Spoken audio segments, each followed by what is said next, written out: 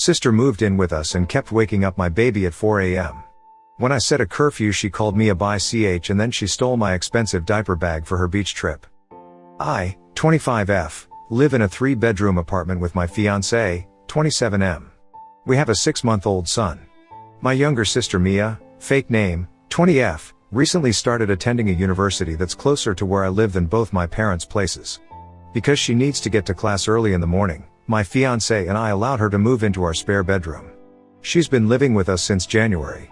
There's a set of rules I've been having Mia follow since she moved in, mostly to make sure everyone can live peacefully. One of the most important rules concerns arriving after my son's bedtime, usually between 19 hours and 20 hours. Mia is allowed to come home however late she wants, as long as she doesn't make too much noise. The door to the apartment has an electronic keypad lock, and the one we use also has a normal lock under it. Everyone has a copy of the key, but we all prefer typing in the password. However, the keypad is very noisy, and my son's nursery isn't far from the door. Every time the keypad is used after I've put the baby to sleep, he wakes up. So naturally, the rule about getting home late includes not using the keypad. Everyone, including Mia, has known about this since day one. At first, we had no problems. But now that Mia has gotten used to college life, she's been going out at night frequently. This past month, she has arrived home after midnight every Friday and Saturday night. She always forgets the don't make too much noise rule, and she has, on multiple occasions, used the keypad. My son wakes up crying every damn time. I'd sit her down and remind her of the rule whenever this happened, but she'd continue to do it. My fiancé and I got tired of putting our baby back to sleep because of that, so I changed the password and told Mia she was no longer allowed to use the keypad. She agreed, and promised to try to make less noise.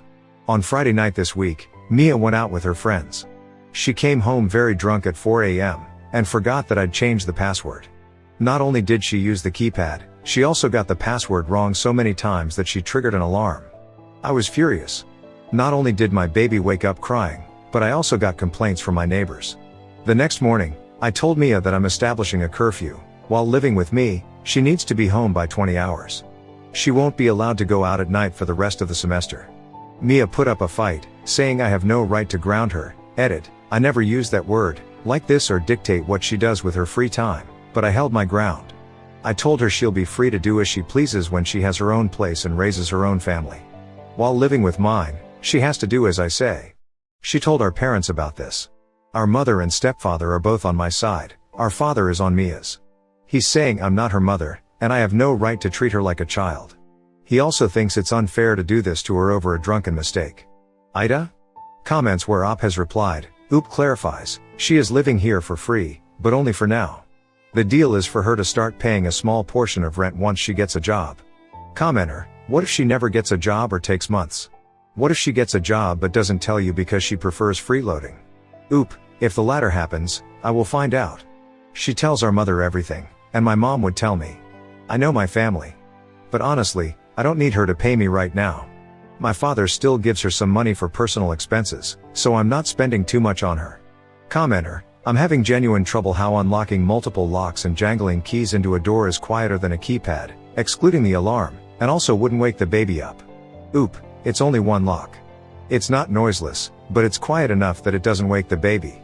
The keypad makes very loud noises every time something is typed in, as well as another one once the door is open. How loud it is? Oop, very. It makes noises whenever something is typed in, as well as another one once the door has been unlocked. And she's not just quietly typing in the password, she's being loud besides that, slamming the door, knocking stuff over, etc. Commenter, I believe some electronic locks have a silent function. At least my alarm system's keypad does. Although I'm not so sure. I don't have electronic door locks, which is why I asked the question in the first place. Oop, the one we use doesn't have a silent function. Update 1, May 10, 2024. It's very hard to explain my relationship with my younger sister in proper detail, but I will say that, while I love her dearly, Mia has always been a very inconsiderate person. I have countless examples. She almost didn't attend our cousin's wedding last year because she didn't want to walk to the venue, which was 2 blocks away from our mom's place. We shared a bathroom when we were younger, and she'd insist on having the top drawers because she didn't want to crouch down, but she was cool with me doing so. She slept through my college graduation, and didn't apologize for it. I'm bringing this up now because whenever I asked Mia why she kept forgetting to use her key, Her excuse was that looking through her bag took too long and the keypad was quicker. In her head, bothering other people is better than slightly inconveniencing herself. After I established the curfew, Mia tried different ways to make me change my mind. She'd talk about not being able to cancel her tickets for Party X, or about the fun her friends had at Party Y. She'd show me her developing LinkedIn profile, and tell me she had learned her lesson and would be more responsible. At first, I really didn't want to have to kick her out, which many of you suggested, but I have limits. A few days ago, I heard her complaining to her friends on the phone about her bitch of a sister who wouldn't let her do anything. Later that day, I asked her which of our parents she planned on moving in with. Cue more fighting. I managed to tell her that I had no obligation to continue housing her, for free, if she couldn't respect my family. Mia could either move back in with our parents or continue living with me for the low price of respecting my infant son and stop complaining about it. We did have a very productive conversation afterwards. I managed to get a lot off my chest, as did my sister. Mia apologized for everything. She admitted she'd been selfish, promised she'd make efforts to change and mature. I'm a strong believer that people can change, which is why I'm not kicking her out right now. But I made it very clear that Mia is on thin ice, and the next time she does anything like this will be the last time she ever sees the inside of my home. The curfew will continue until the end of the semester, as originally planned. My father also agreed to pay for Mia to go back to therapy. It helped her a lot when she was younger, so I'm hopeful about the future of this living situation. I also want to thank those who suggested a white noise machine. My son is not a light sleeper, the keypad is just very loud and startles him awake, but my fiancé and I are still looking into getting one. Anything that helps our baby sleep better is welcome. Thank you, Reddit. Update 2, October 4th, 2024. Okay, you guys called it. A little under a month ago, my fiancé and I kicked Mia out of my apartment. This actually had very little to do with the keypad thing. After my last post, things were relatively peaceful for a while. And then June came, and Mia decided to go back to her old ways. At first, it was just run-of-the-mill entitlement. She started taking my stuff without permission, whining whenever my baby cried and complaining about having to do everything, literally just her own laundry. All of that was more annoying than unbearable, so I'd just take my stuff back and let her clothes stink. Then, early in September, Mia went on a holiday beach trip with her friends. The day after she left, I noticed my diaper bag and one of my son's blankets were missing. Both were expensive gifts my best friend gave me for my baby shower. I checked every room in the apartment, and found all of the items that had been in the diaper bag dumped on Mia's bed. She had emptied the bag to use it as extra luggage. The blanket was in a separate pocket, so she took it by mistake. Later, when I got them back, they were both dirty and sandy. I called Mia as soon as I found the items. Her reasoning for taking the diaper bag was that she didn't want to empty her school bag, and her computer wouldn't fit anywhere else. She also called me dramatic when I told her to apologize. That's when I kicked her out. I told her that once she got back, she'd have 1 week to grab her things and move back to either of our parents' places. My sister spent the rest of her trip trying to convince me otherwise. She also tried to get my parents on her side. My mom told her she'd brought it on herself. My father did try to convince me to be nice, but I told him I already had been. Mia tried to pick a fight about it when she got back from her trip, but I didn't budge. She moved out officially a couple weeks ago. My mom is making her save money so she can pay me back for the, almost, 8 months of rent she owes me. To be honest, I'm writing this mostly to vent. Being an older sister is exhausting. The house is always on fire, but you can never be the one freaking out. You're like a second mother, but not an actual parent, so your younger sibling feels no need to respect you. At least that was my experience growing up. My mom is fantastic, but she still acknowledges that I was basically Mia's third parent. My father was a good dad, but a mediocre parent, and he refuses to understand that. He also doesn't accept that after the divorce, I was more responsible for Mia than he was. I love my sister dearly, but she's always treated me as an afterthought.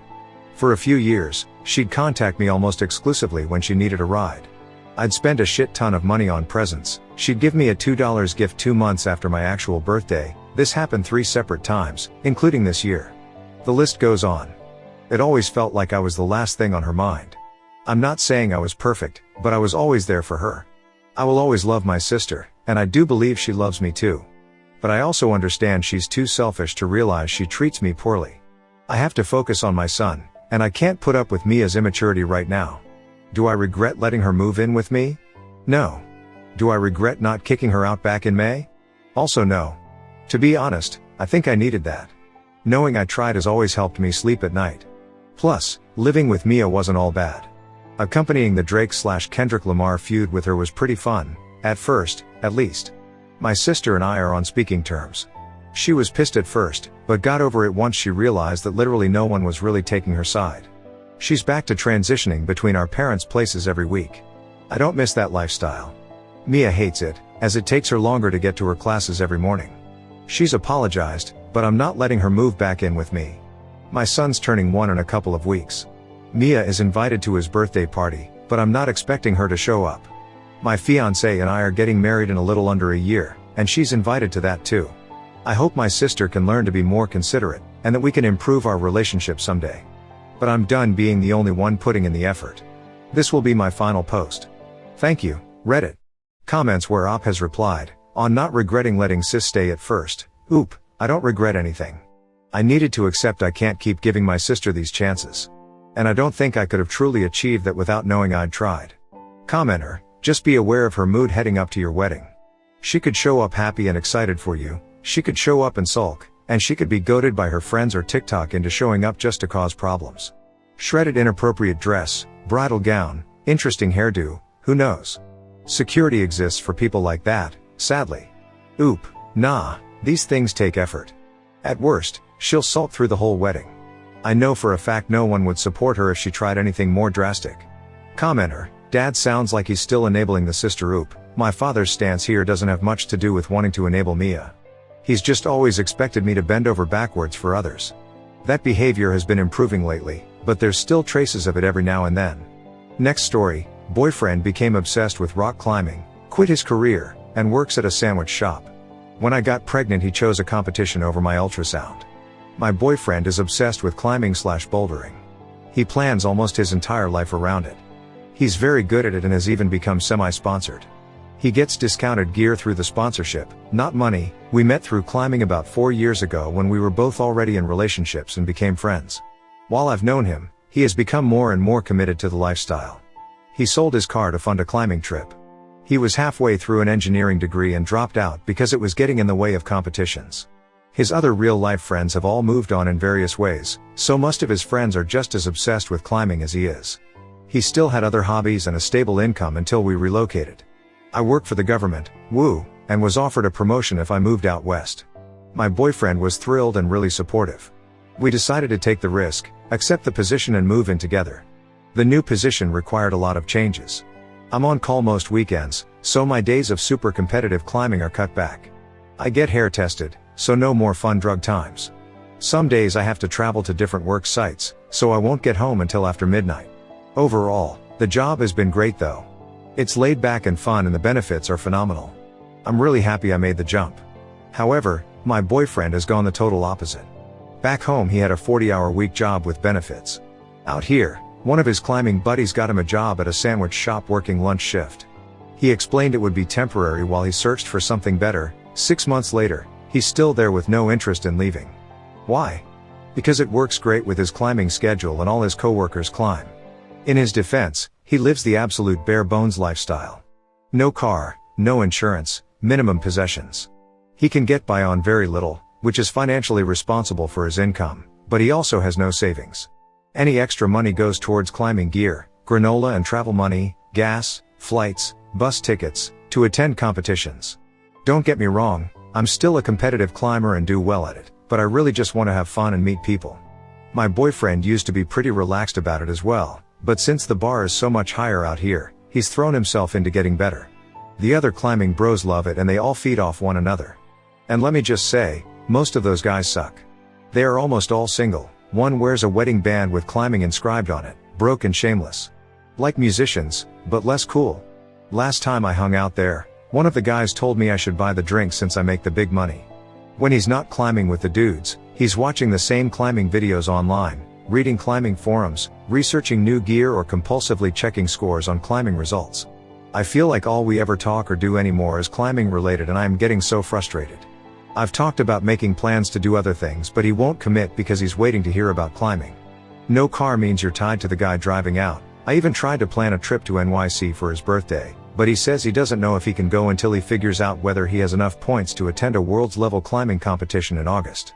And then, even though I'm on birth control, I get pregnant. He's supportive in small ways, but is reluctant to cancel a climbing date to go to the gestational ultrasound. When we talk about options, he says he doesn't think we're in the right place. I've never given much thought to having children, but feel this little heartache at his answer. He thinks I'd be a great mom. He wants to have kids someday, just not now. I talk to my parents and friends and decide to terminate. He comes to the procedure and the doctor tells us I couldn't have kept it anyway. My boyfriend is visibly relieved. Now his tone is we had no choice. We couldn't have had it anyway.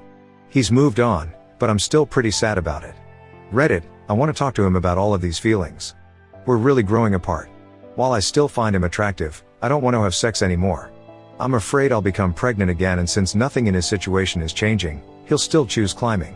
He's become the people we used to joke about.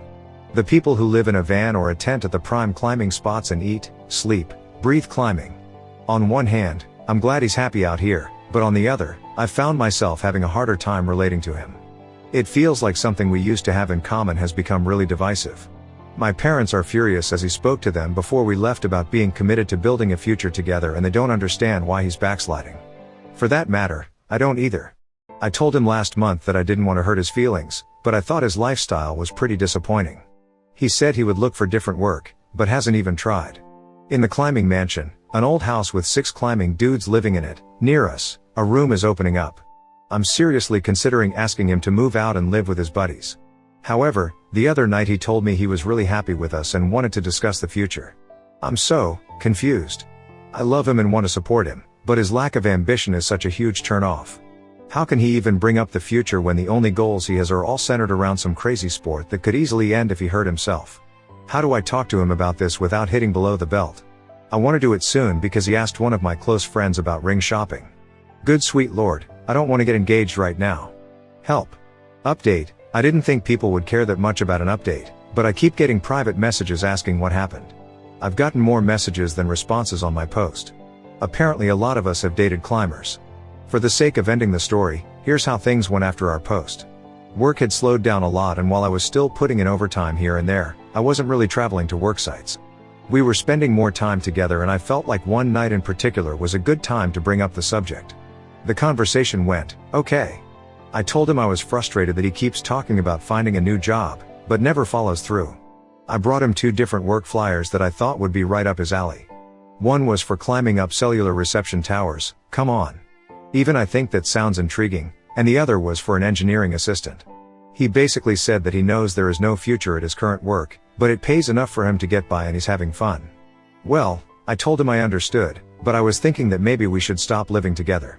This turned into an argument about chores, money and, the big one, what we wanted out of the future.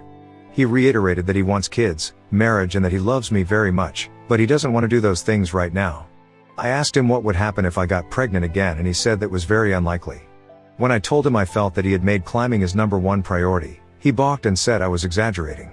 I threw open the closet door and pulled out all the camping equipment he bought before we came out here, all still with tags attached. Unless I've used it. He hasn't come on those trips because he's been climbing. This is hundreds of dollars of gear untouched over an 8-month period. I pointed out his dusty mountain bike. He said he doesn't have a car. What about the Frisbee golf bag that is in our storage container? He hasn't had time. At this point, I just started crying.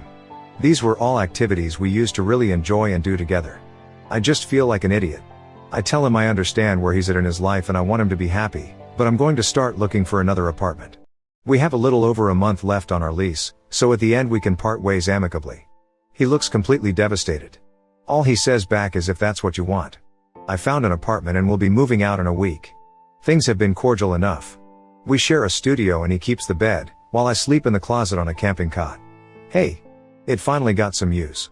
He's moving into the climbing house, temporarily, he says. My parents are worried that I'm falling apart, but I feel okay. Sad, but okay. I still really care about him, but I've realized almost all of the stress in my life was coming from the energy I was putting into our relationship. Maybe it'll sink in when we finally do split ways? So there you have it.